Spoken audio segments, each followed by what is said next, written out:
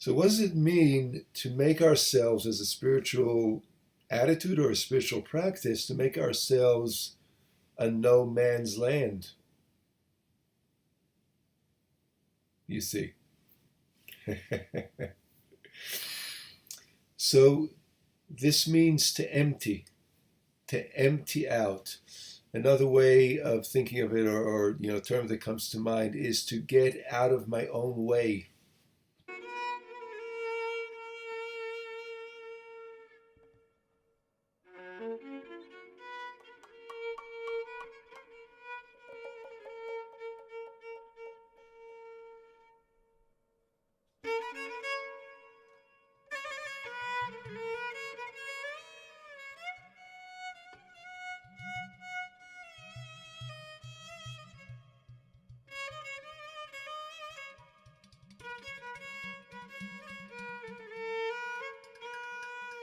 Hello, everybody. Welcome back. So, the Slonimer here offers, Rabbi Shalom Noach Berzhovsky offers a beautiful teaching asking the question, why was the Torah given at Mount Sinai? I'm sorry, not at Mount Sinai, but in the desert of Sinai. And specifically here in the desert. What about the desert is so instructive here? And it's a great teaching. I think you'll enjoy it. It talks to a spiritual principle of emptying oneself. Very, very profound concept that is really held by by all, I believe, by all spiritual traditions. And let's jump right in. So, in the words of the Slonimer, he starts by quoting the beginning of our Parshat Bamidbar, on Numbers. Vaydaber Adonai el Moshe b'midbar Sinai, and God spoke to Moses in the desert of Sinai. Bamidrash darshu Chazal, in the Midrash, our sages have expounded on that, and this is in Midrash Rabbah. Lama Bamidbar, why in the desert? Torah could have been given in, by the Nile, or in the land of Israel somewhere, and some luscious green pastures. Why in the desert? Mikan shanu chachamim, and from here the sages have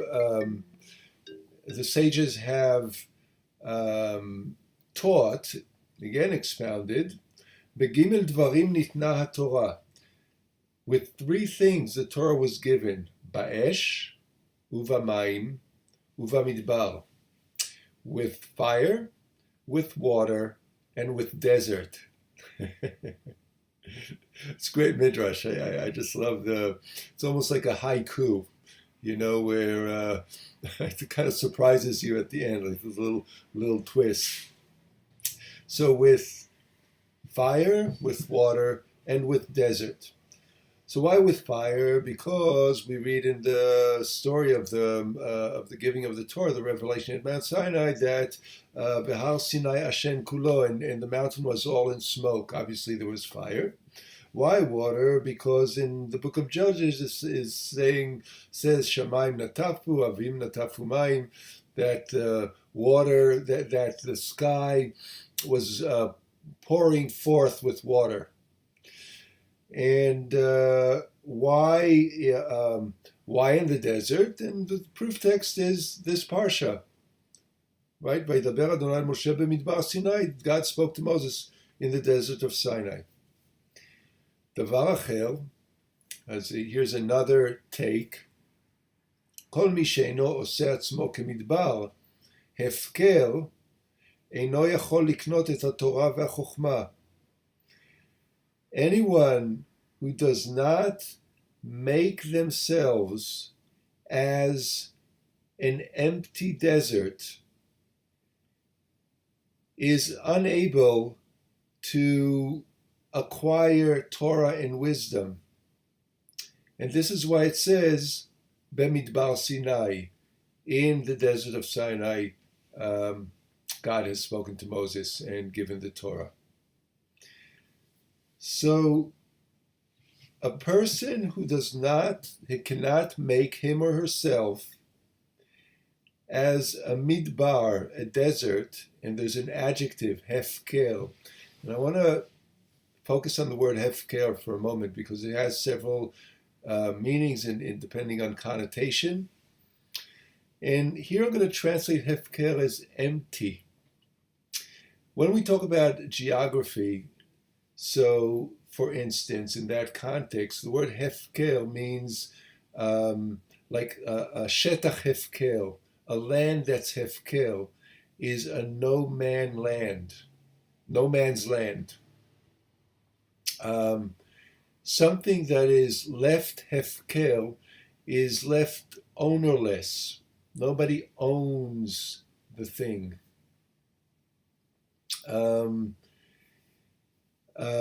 Behavior that's hefker is behavior that's unruly. It doesn't follow norms or conventions. It's completely with disregard to any social structures, normative structures, legal structures. Okay, so you get the sense of how the word hefker is being used. In this context, midbar hefker, no man's land desert. So what does it mean to make ourselves, as a spiritual attitude or a spiritual practice, to make ourselves a no man's land? You see. So this means to empty out. Another way of thinking of it, or term that comes to mind, is to get out of my own way. One could say that, the bottom line of spiritual practice or the spiritual process, or let me be even clearer, this spiritual development, the process of spiritual development is not as one may think, especially at the beginning of the process, when I was, interested in spirituality, and I pursued spiritual teachers, and I pursued readings, and my quest was, tell me what to do. What do I need to learn? What kind of skills? What do I need to add to my tool bag in order to be more spiritual? And then, as you mature into that process, or as I matured into the process, I discovered that actually I need to add nothing to the tool bag. Rather, I need to empty it out. Right? Become empty. Become midbar hefker, a no man's land desert. It's a great teaching. Just this little midrash. The Slonimer hasn't even started teaching. Just this one little midrash just kind of says it all. But let's go to he will elaborate a little bit, and I want to continue with his words. Just to summarize, he goes into what does fire mean in this connection? What does water mean in this regard? And then we'll get to the desert, to the emptying. So basically, fire, he talks about passions, and make a long story short, it's anger. So when we have a hot temper and we're impulsive and we have passions, and we strike out before we breathe. So that is the kind of distraction that one needs to transform from the fire of unbridled passions, especially anger, to the fire of holy fires, of passion for the spiritual quest. And then he says, well, what is water in this connotation? So water is love, is desire. And he says that can become a distraction where where love has us, love masters us instead of we mastering love. When desire masters us, instead of us mastering desire. And again, here he will talk about transforming the waters of love and desire into love and desire for the spiritual quest, for Torah, right? Love of Torah, love of God, love of humanity, instead of erroneous loves, as we have all experienced with people, with stuff, with senseless ambitions and aspirations that turned out to be all smoke and mirrors. So that is how Torah is given with water. And then when he talks about love given with the emptiness, with desert, with no man's land. So in no man's land, one can get lost, but then transforming that into actually getting found, into the deeper listening of what's in the quiet, So transforming distraction and the narrow place, the narrow thinking into a broader, seeing the opportunity, the spiritual opportunity in that condition. So what's the spiritual opportunity in emptiness? What's beyond boredom, beyond loss of direction, beyond bewilderment, confusion? What's beyond that? What happens when, say, the rug is pulled out from underneath your life and everything is tossed up? Everything you could count on is no longer there. Have you been there? I have. So what then emerges? What comes out of the emptiness? Right? Okay, so here is a point that I particularly love. He will take this now to the next step. I summarized a number of paragraphs, and I want to go back to the Slonimer's words. And here we go. Gimel dvarim elu b'miuchad inyanam mechayev avoda ikvit v'rtzufa. These three matters of fire, water, and desert, especially those, require continual and diligent work. Again, these three things especially require diligent and sustained work. ולא די במה שיהיה אצל האדם לפרקים כמו בזמניו הטובים. And it's not enough to be in that space when a person is in a good state of mind, when things are going smoothly. hu bivchinat esh, o maim o midbar. Whether things are going okay in the sphere of heat and passion, whether things are going well in the sphere of water, or whether things are going well in emptiness. In other words, it's not enough when you just have a good day and you find that you're really passionate about your spiritual path, or that you're loving and desiring and you're interested, you have a love for Torah, a love for spirit, or that you're finding that it's just easy to go into emptiness. I mean, I've been in a contemplative mood lately. So that's great when it comes spontaneously. But that's not enough, says Slonimer. One needs to labor. And the word that we commonly use is practice. One needs to practice diligently without stop. והדרך זה מצינו באבות רבי נתן, which is another midrash, Perek Vav, chapter 6, לגבי Rabbi Akiva. There's a beautiful story there in Avot Rabbi Natan about Rabbi Akiva, and this is great. Let's go right for it. שבין 40 שנה היה ולא שנה כלום. He was 40 years old and he never studied Torah. The great Rabbi Akiva came to a spiritual path when he was 40. Beautiful story. He actually started with kids. He joined Hebrew school with the little kids when he was 40. Beautiful, beautiful midrash. ופעם אחת היה עומד על פי הבאר וראה אבן שהייתה נקובה. And one time he was standing by the well and he saw a stone that had a hole in it. Amar mi chakak even zo. He asked himself or others, perhaps, maybe there were others around, who excavated this hole in the stone?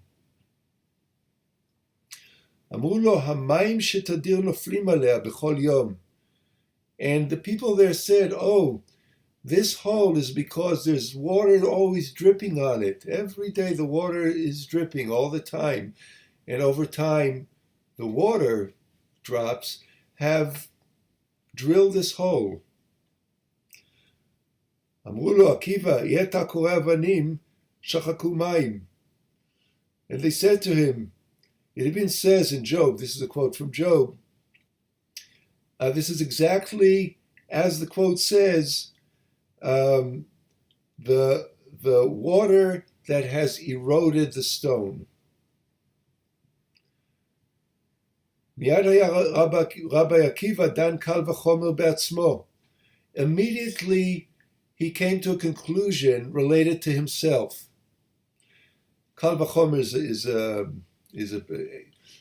exegetic principle that if so and so, so much more, it applies in another case, right?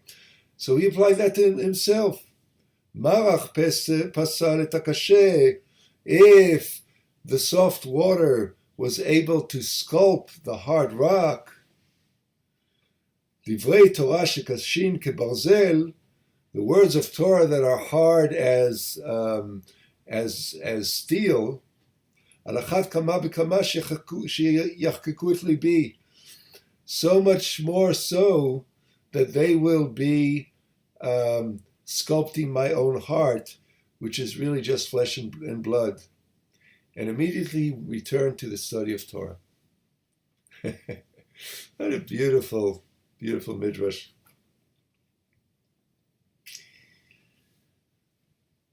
Practice. Incremental progress every day. So many times I do not feel like putting on my talis, like putting on tefillin. And you know what? Forget the talis and tefillin.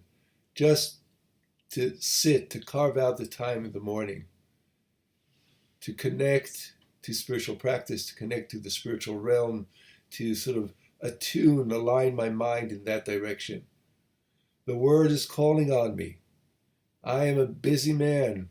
You are too.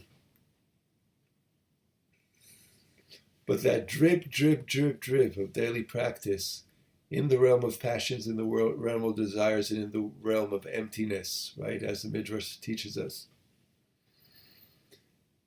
That is what brings progress. That is what sculpts the heart. Isn't it beautiful? So we'll bring this to conclusion with the last paragraph here from the Slonimer. וכן במדבר הוא על ידי שמפקיר את עצמו לגמרי בהתמדה. And specifically in the realm of desert, or the empty space that the desert is a metaphor for, in which a person annuls oneself, a person removes oneself, empties oneself completely, continually, in a regular rhythm, in a regular fashion.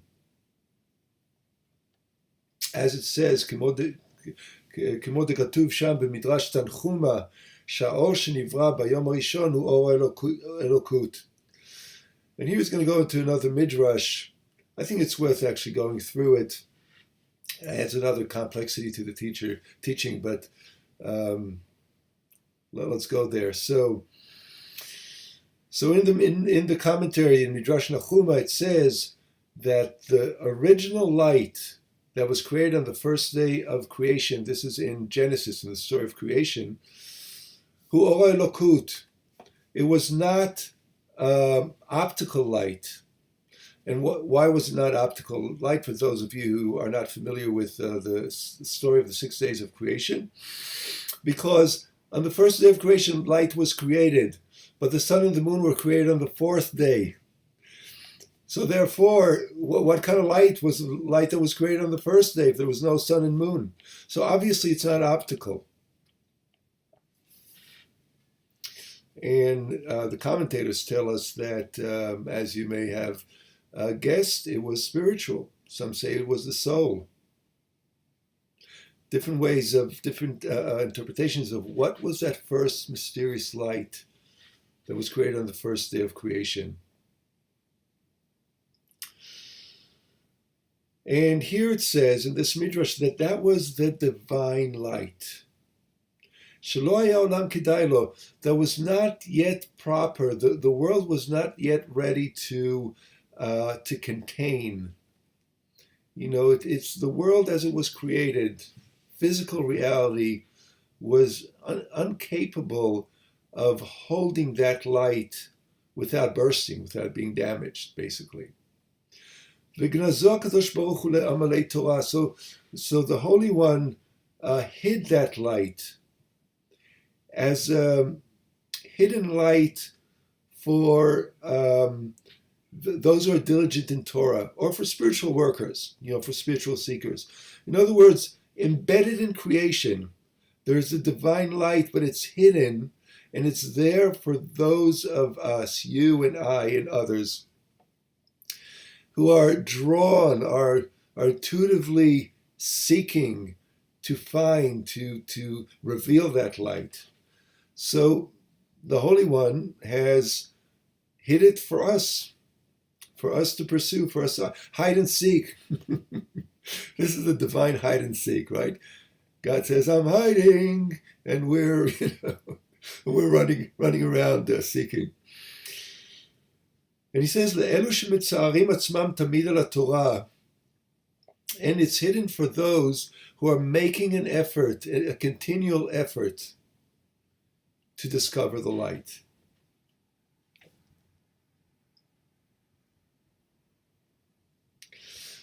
And in our tradition, obviously other traditions have other methodologies or other approaches, but in other traditions, those who gain access to the light are those who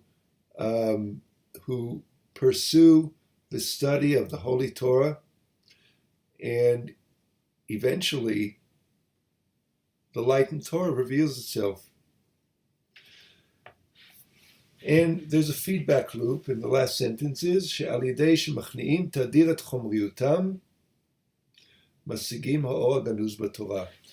And by subduing or detaching from their materiality, and here he's referring to those three areas of fire, water, and desert. In other words, by letting go of material passions, by letting go of material loves and desires, and by letting go of material fullness, right? That's the emptying.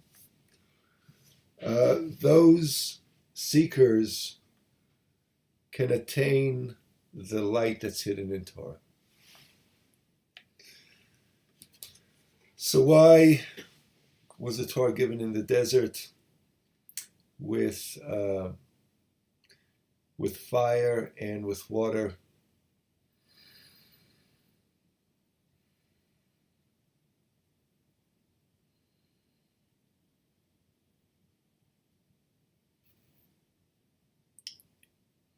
I think we all know, and it's so apropos for our times.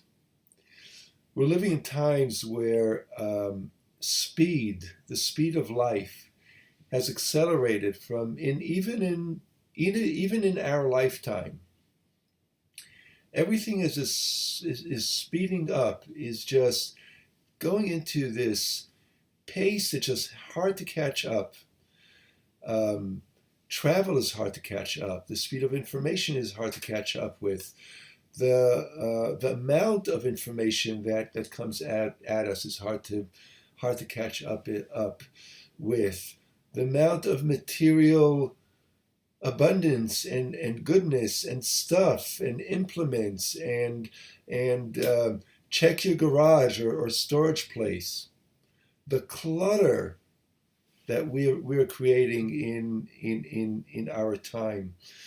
The the pace of friendships and relationships and connections, and it is just stunning.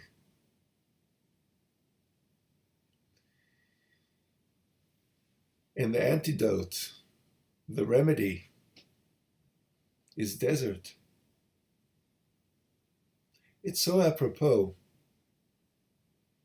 Moses went out into the desert when, life itself was kind of calm and sweet. And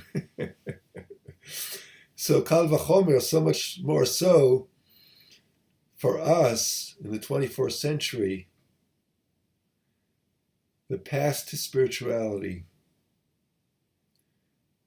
goes through the emptying of passions, emptying of desires, and emptying of the I. May we so be blessed. I'm Rabbi Reuben Modik with Makom Halev community here in Nyack, New York. Makom Halev is Hebrew for heart space. The desert of the heart. And Hebrew Learning Circles, our really unique home-hosted educational program for children and adults, where we try to impart, the path of emptying best we can. Check us out on the web. You can go to HebrewLearningCircles.org or to makom-halev.org. That's the plug, and my reaching out to you for connection. But more than that, I'm really interested in your comments. How does emptying out work in your life? What practices, what inspirations do you have around emptying? Would you like to share? I'd love to read your comments. Please leave them below. Give us a like. Please subscribe to Hebrew Learning Circles YouTube channel. Let's keep continuing this conversation together almost every day, almost every morning, I should say. And with that, I'm wishing you a day that's full of opportunities to empty. Shalom.